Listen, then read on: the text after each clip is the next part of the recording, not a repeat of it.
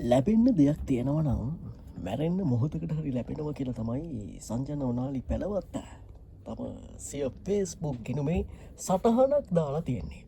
ඇයි සංජන මෙහෙම කියන්නේ?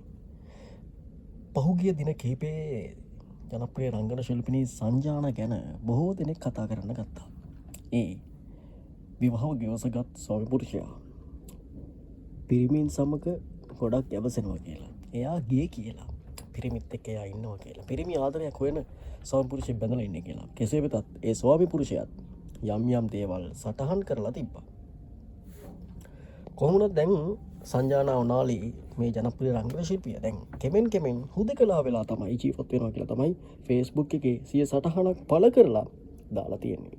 ඉතින් සංජානා කියන්නේ ලංකාවේ දක්ෂ නිලියක්. දැන් මේ වෙද්දී හැමෝම අතරේ හැමෝම එකට ඉන්න ලස්සන ජනප්‍රිය නිලියක් බවට පත් වෙලා තින්නවා. කමර්ෂල් වල, ටීවී සීරීස් වල, ඒ වගේම ඩ්‍රාමා වල දැනට දකින්න ලැබෙන ලස්සන රහසක් බවට පත් කරගෙන ඉන්න සුපිරි නිලියක්.